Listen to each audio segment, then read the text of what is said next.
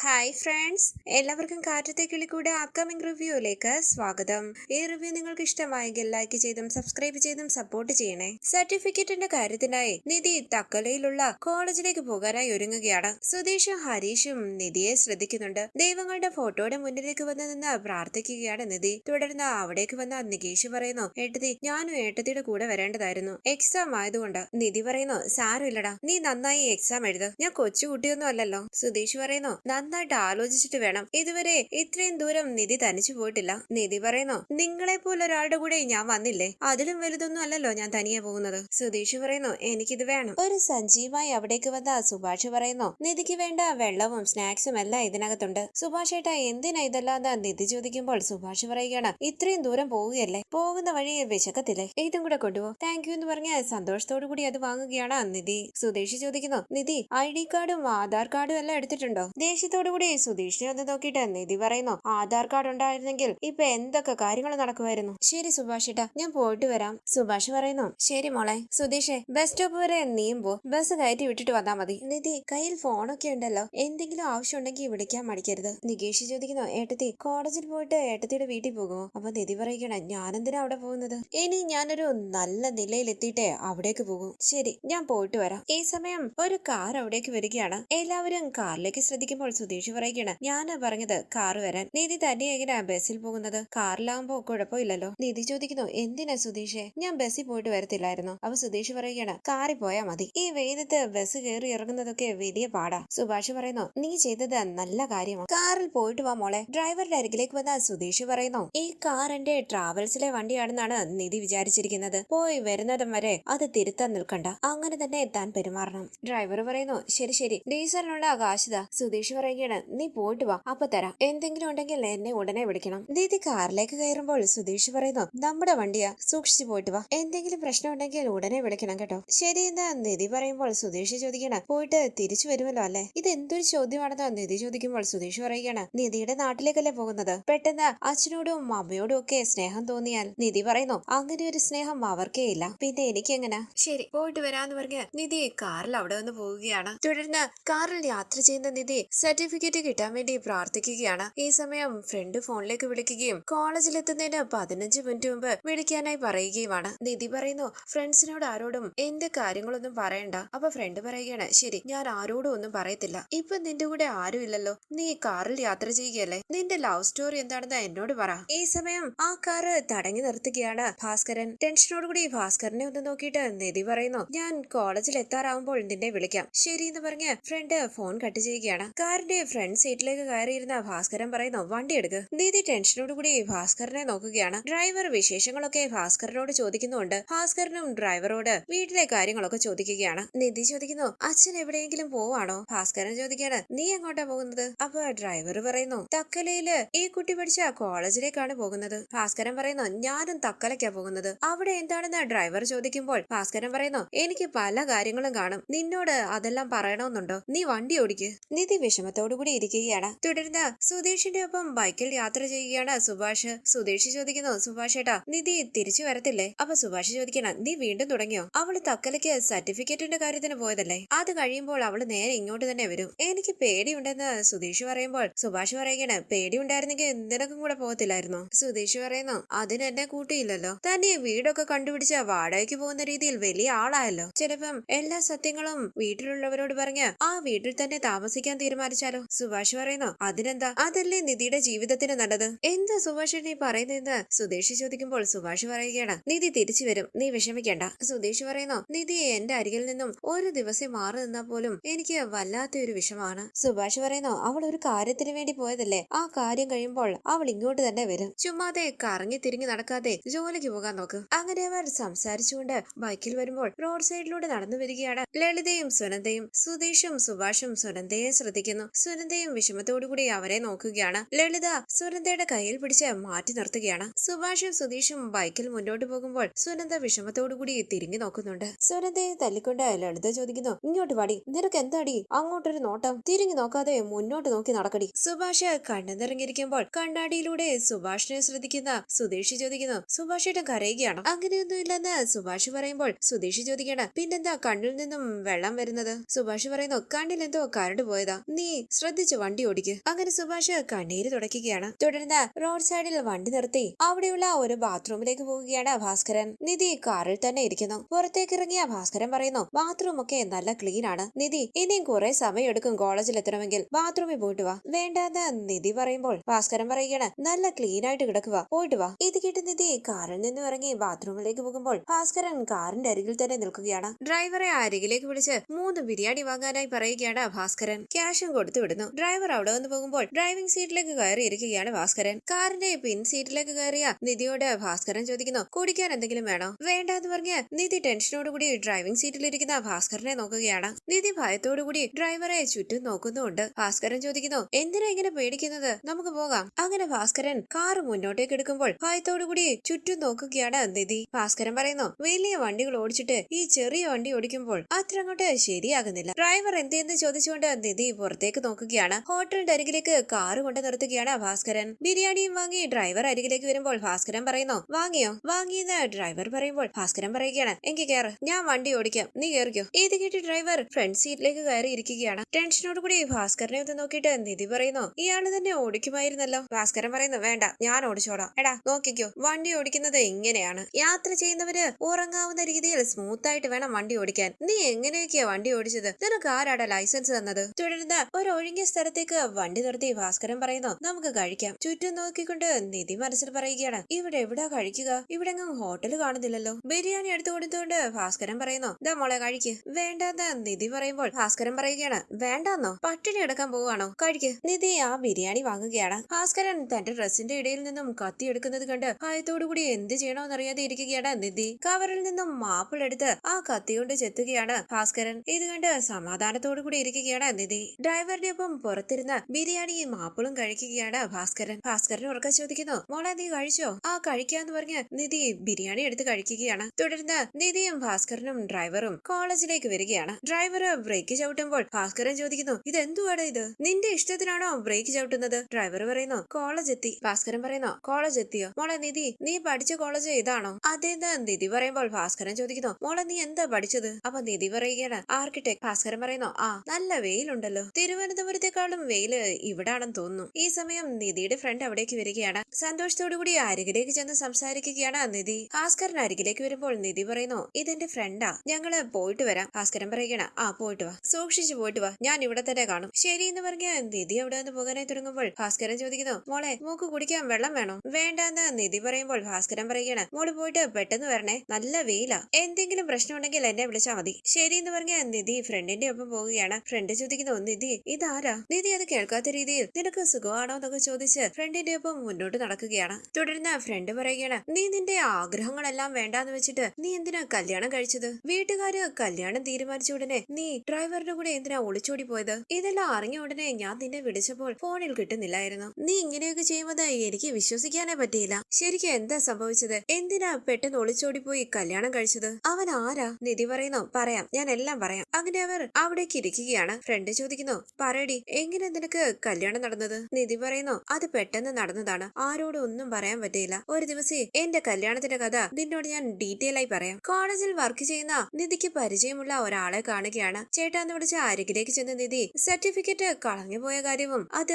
Reapply ചെയ്യാൻ വന്നതാണെന്നും പറയുകയാണ്. വാന്നും പറഞ്ഞ നിധിയെയും ഫ്രണ്ടിനെയും കൂട്ടി ഓഫീസിലേക്ക് പോവുകയാണ് അയാൾ. നിധിയുടെ സർട്ടിഫിക്കറ്റ് കളഞ്ഞുപോയി റീഅപ്ലൈ ചെയ്യണമെന്ന് അയാൾ പറയുമ്പോൾ മേഡം കാര്യങ്ങളെല്ലാം വിശദമായി നിധിയോട് ചോദിക്കുകയാണ്, എങ്ങനെയാണ് സർട്ടിഫിക്കറ്റ് പോയതെന്നൊക്കെ. നിധിയുടെ പരിചയക്കാരനായ അയാൾ പുറത്തേക്ക് പോകുന്നു. അവിടെ ഇരിക്കുന്ന ഒരു സർ നിധി ഒളിച്ചോടി പോയി കല്യാണം കഴിച്ചതിനെ കുറിച്ച് കൂടെയുള്ള ആളിനോട് പറയുകയാണ്. മാഡം പറയുന്നു, നീ നന്നായി പഠിച്ച് ഗോൾഡ് മെഡൽ മേടിച്ച സ്റ്റുഡന്റ് ആണ്, നീ എന്തിനാ നിന്റെ ജീവിതം ഇങ്ങനെ നശിപ്പിച്ചത്? നിധിയെ ഓഫീസിലേക്ക് കൂട്ടിക്കൊണ്ടുപോയ ആൾ കോളേജ് അറ്റൻഡർ. അയാൾ മാറി നിന്ന് അരുണിന്റെ ഫോണിലേക്ക് വിളിക്കുകയാണ്. നിധി കോളേജിലേക്ക് വന്നതും സർട്ടിഫിക്കറ്റ് കളഞ്ഞു പോയെന്ന് പറഞ്ഞതും സർട്ടിഫിക്കറ്റ് റീഅപ്ലൈ ചെയ്യാൻ വന്നതാണെന്നുള്ള കാര്യമെല്ലാം അറ്റൻഡർ അരുണിനോട് പറയുകയാണ്. അരുൺ ചോദിക്കുന്നു, നിധിയുടെ കൂടെ വേറെ ആരെങ്കിലും ഉണ്ടോ? അറ്റൻഡർ പറയുകയാണ്, നിധിയുടെ ഒപ്പം പഠിച്ച ഒരു പെൺകുട്ടിയുണ്ട് കൂടെ, വേറെ ആരുമില്ല. ശരി, ഞാൻ ഉടനെ വരാന്ന് പറഞ്ഞ അരുൺ ഫോൺ കട്ട് ചെയ്യുകയാണ്. തുടർന്ന് മാഡം നിധിയോട് പറയുന്നു, സർട്ടിഫിക്കറ്റ് റീഅപ്ലൈ ചെയ്യാൻ ആദ്യം പ്രിൻസിപ്പളിനെ കാണണം. പ്രിൻസിപ്പൾ ഇതുവരെ വന്നിട്ടില്ല, പുറത്ത് വെയിറ്റ് ചെയ്യും. ശരി എന്ന് പറഞ്ഞ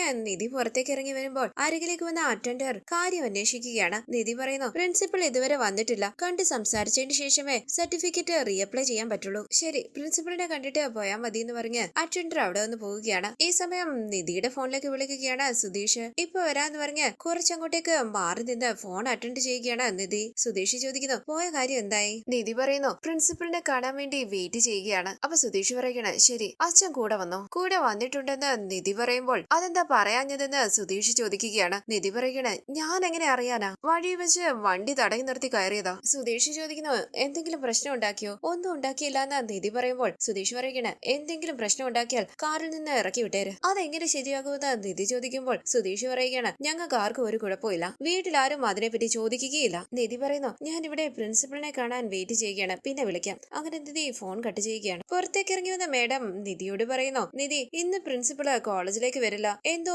പേഴ്സണൽ കാര്യവുമായി ഇവിടെ പോയിരിക്കുകയാണ്, വരാൻ 3-4 ദിവസം കഴിയും. നിധി പറയുന്നു, മാം, എനിക്ക് ഡിഗ്രി സർട്ടിഫിക്കറ്റ് വേണം, അതിനുവേണ്ടിയാ ഞാൻ തിരുവനന്തപുരത്ത് നിന്ന് വന്നിരിക്കുന്നത്. മാഡം പറയുന്നു, നിധിക്ക് ഇതിന്റെ പ്രോസസ് അറിയില്ലെന്ന് വിചാരിക്കുന്നു. ഡിഗ്രി സർട്ടിഫിക്കറ്റ് കാണാതെ പോയാൽ നേരെ കോളേജിലേക്ക് വന്ന് റീഅപ്ലൈ ചെയ്ത് വാങ്ങാനൊന്നും കഴിയില്ല. പോലീസ് സ്റ്റേഷനിൽ പോയി സർട്ടിഫിക്കറ്റ് എങ്ങനെയാണ് നഷ്ടപ്പെട്ടതെന്ന് പറഞ്ഞ് FIR കംപ്ലൈന്റ് രജിസ്റ്റർ ചെയ്യണം. FIR കോപ്പി വാങ്ങിയിട്ട് നേരെ യൂണിവേഴ്സിറ്റി പോയി അവിടെ അപ്ലൈ ചെയ്യാം. അല്ലെങ്കിൽ FIR കോപ്പി ഇങ്ങോട്ട് കൊണ്ടുപോവാ, ഞങ്ങൾ അതിന്റെ കൂടെ ഒരു ലെറ്റർ അറ്റാച്ച് ചെയ്ത് യൂണിവേഴ്സിറ്റിക്ക് അയക്കാം. അത് അപ്രൂവ് ആയതിനു ശേഷം നിധിയുടെ ഡിഗ്രി സർട്ടിഫിക്കറ്റ് കോളേജിലേക്ക് വരും. ഇതാ പ്രൊസീജിയർ. ആദ്യം സർട്ടിഫിക്കറ്റ് കാണാനില്ലെന്ന് പോലീസ് സ്റ്റേഷനിൽ കംപ്ലൈന്റ് കൊടുക്ക്. നിധി ചോദിക്കുന്നു, മാഡം, ഇതല്ലാതെ മറ്റൊരു വഴിയില്ലേ? എനിക്ക് അർജന്റ് ആയിട്ട് സർട്ടിഫിക്കറ്റ് വേണമായിരുന്നു, പ്ലീസ്. മാഡം പറയുന്നു, ഇതല്ലാതെ മറ്റൊരു വഴിയില്ല. നെക്സ്റ്റ് വീക്ക് എക്സാം എല്ലാം കഴിയും, പിന്നെ 1 മാസം അവധിയാണ്. അതുകൊണ്ട് ഈ ഒരാഴ്ചക്കുള്ളിൽ നീ പോലീസ് കംപ്ലൈന്റ് കൊടുത്ത് ഈ പ്രോസസ് എല്ലാം ചെയ്തു തീർക്ക്. നിന്റെ സർട്ടിഫിക്കറ്റ് കാണുന്നില്ല എന്ന്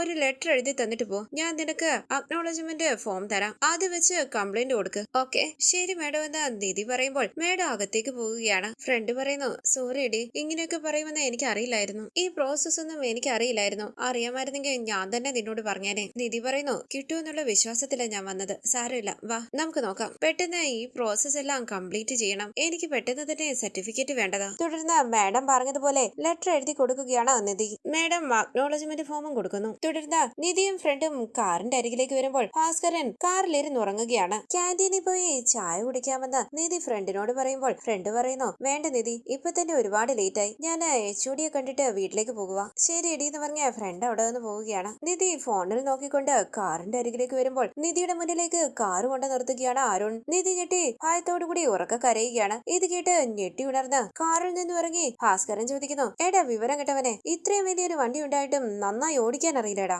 അരുണിനെ കണ്ട് ഞെട്ടി നിൽക്കുകയാണ് നിധി. അരുൺ ചോദിക്കുന്നു, എന്താടി, നീ എന്തിനാടി ഇപ്പം സർട്ടിഫിക്കറ്റ് വാങ്ങാൻ വന്നത്? നിന്റെ കാശിനൊന്നും അല്ലല്ലോ നീ പഠിച്ച് ഡിഗ്രി വാങ്ങിച്ചത്, അച്ഛനല്ലേ നിന്നെ പഠിപ്പിച്ചത്. ഞങ്ങളെ വേണ്ട, ഞങ്ങളുടെ കാശ് കൊണ്ട് പഠിച്ച ഡിഗ്രി മാത്രം നിനക്ക് വേണോ?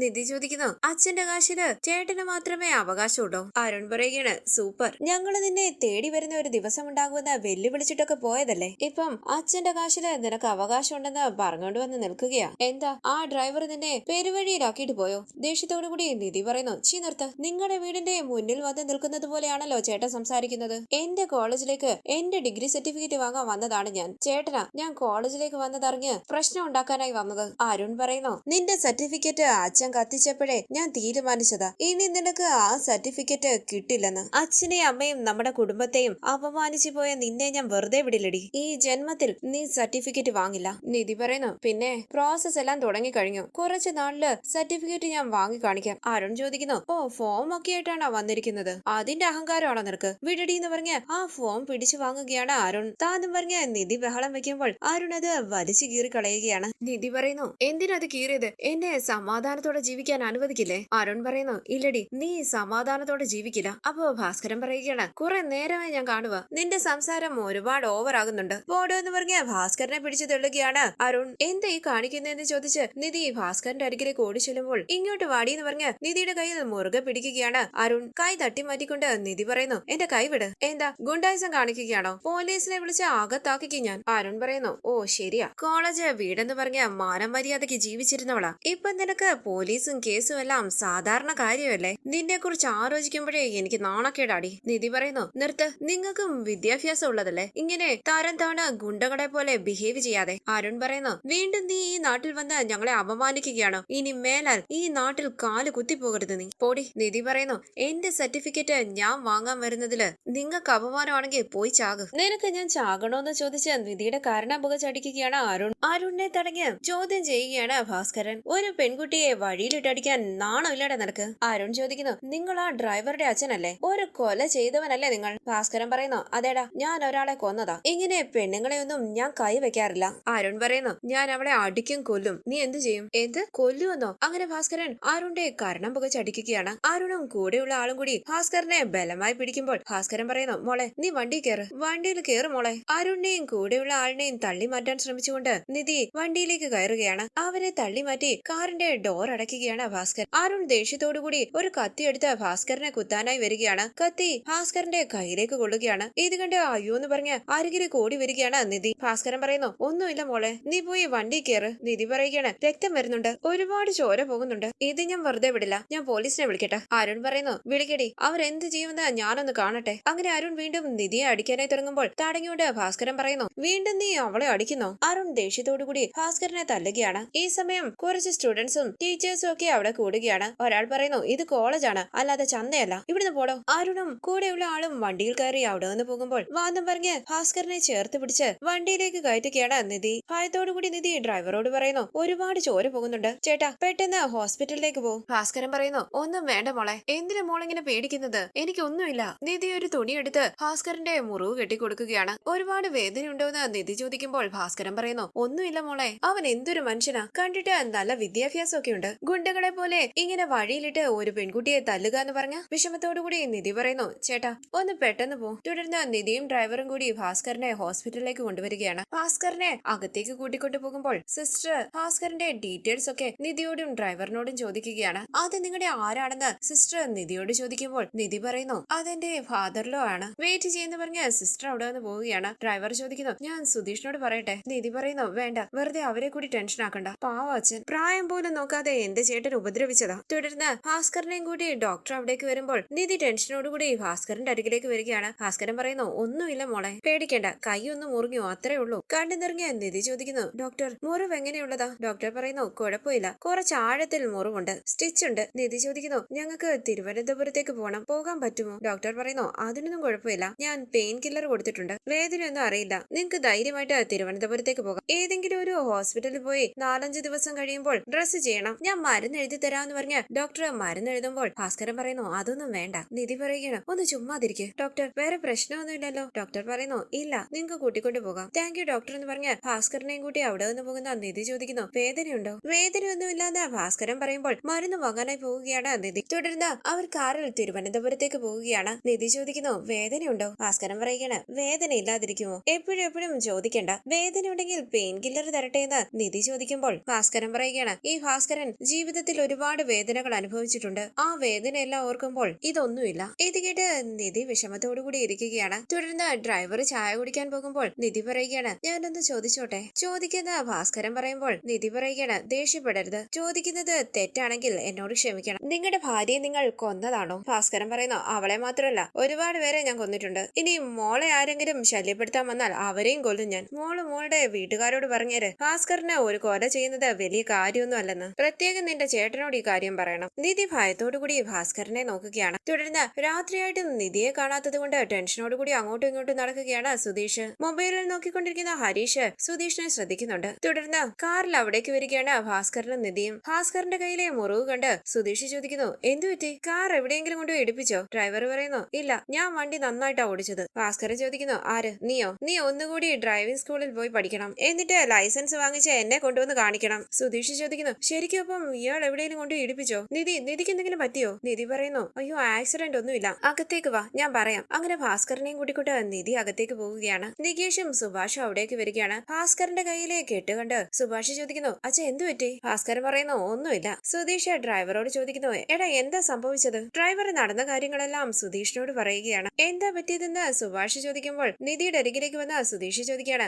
നിധിയുടെ ചേട്ടൻ വന്ന പ്രശ്നം ഉണ്ടാക്കിയോ? നിധി കാര്യങ്ങളെല്ലാം വിശദമായി അവരോട് പറയുകയാണ്. അച്ഛനാണ് ചേട്ടന്റെ കയ്യിൽ നിന്നും തന്നെ രക്ഷിച്ചതെന്നും നിധി പറയുന്നു. സുധീഷ് പറയുന്നു. ഞാൻ പറഞ്ഞതല്ലേ ഞാനും കൂടെ വരാമെന്ന്. അപ്പൊ സമ്മതിക്കില്ലായിരുന്നല്ലോ. അച്ഛ, കൈക്ക് വേദനയുണ്ടോന്ന് സുഭാഷ് ചോദിക്കുമ്പോൾ ഭാസ്കരൻ പറയുകയാണ്. ഒന്നുമില്ലടാ, I am a strong man. നിങ്ങൾ നിങ്ങളുടെ ജോലി ചെയ്യ്. അങ്ങനെ ഭാസ്കരൻ അവിടെ നിന്ന് പോകുമ്പോൾ സുഭാഷ് പറയുകയാണ്. അച്ഛൻ കൂടെ വന്നത് ഞങ്ങൾ ആരും അറിഞ്ഞില്ലായിരുന്നു. സുധീഷ് പറഞ്ഞപ്പോഴാ അച്ഛനും നിധിയുടെ ഒപ്പം കോളേജിലേക്ക് വന്നിട്ടുണ്ടെന്ന് ഞങ്ങൾ അറിഞ്ഞത്. നിധി പറയുന്നു. വഴിയിൽ കാറ് തടഞ്ഞ് എന്റെ കൂടെ വന്നതാ. എന്ത് എന്തെങ്കിലും പ്രശ്നം ഉണ്ടാക്കിയോന്ന് സുധീഷ് ചോദിക്കുമ്പോൾ നിധി പറയുകയാണ്, പ്രശ്നമൊന്നും ഉണ്ടാക്കിയില്ല, പാവം എന്റെ കൂടെ വന്നതുകൊണ്ടാ അച്ഛൻ ഈ അവസ്ഥ വന്നത്. സുഭാഷ് പറയുന്നു, അച്ഛൻ വന്നത് നന്നായി. നിധി തനിയായിരുന്നെങ്കിൽ എന്ത് ചെയ്യുമായിരുന്നു? അച്ഛനെ കൊണ്ട് ഹോസ്പിറ്റലിൽ പോയായിരുന്നു. നിധി പറയുന്നു, ഹോസ്പിറ്റലിൽ പോയിരുന്നു. ആഴമുള്ള മുറിവ, സ്റ്റിച്ച് ഉണ്ട്. പെയിൻ കില്ലർ കൊടുത്തതുകൊണ്ടാ വേദനയില്ലാതെ ഇങ്ങനെ നിൽക്കുന്നത്. ഹരീഷ് ചോദിക്കുന്നു, ഞങ്ങളെ ആരെങ്കിലും ഇതൊന്നും അറിയിക്കത്തില്ലായിരുന്നു? നിധി പറയുന്നു, അച്ഛന്റെ കയ്യിലെ മുറിവിൽ നിന്നും ചോര വന്നുകൊണ്ടിരിക്കുകയായിരുന്നു, നിൽക്കുന്നില്ലായിരുന്നു. അപ്പൊ ആരെ അറിയിക്കാൻ തോന്നിയില്ല, പെട്ടെന്ന് ഹോസ്പിറ്റലിലേക്ക് കൊണ്ടുപോവുകയായിരുന്നു. ഭാസ്കരൻ പാട്ടും പാടി അവിടേക്ക് വന്നിരിക്കുമ്പോൾ നിധി പറയുന്നു, വേദന ഉണ്ടെങ്കിൽ പറയണേ, ഡോക്ടർ പെയിൻ കില്ലർ തന്നിട്ടുണ്ട്, അത് കഴിക്കണം. ഭാസ്കരൻ പറയുന്നു, ഞാൻ പറഞ്ഞില്ലേ എനിക്ക് ഒരു കുഴപ്പമില്ല, നിങ്ങൾ എല്ലാവരും പോയി കിടന്നുറങ്ങാൻ നോക്ക്. സുധീഷ് പറയുന്നു, നിധി ഇനി എങ്ങും തനിച്ചു പോകണ്ട, ഞങ്ങൾ ആരെങ്കിലും ഒരാള് കൂടെ വരാം. സുഭാഷേട്ട ഞാൻ അകത്തേക്ക് പോവാണെന്ന് പറഞ്ഞ് നിധി അകത്തേക്ക് പോകുമ്പോൾ പിന്നാലെ പോവുകയാണ് സുധീഷും നികേഷും ഹരീഷും എല്ലാം. സുഭാഷ് വിഷമത്തോടുകൂടി ഭാസ്കരനെ നോക്കുന്നു. മറ്റൊരു റിവ്യൂമായി വീണ്ടും കാണാം. Thank you for watching. Please subscribe, like, share my channel.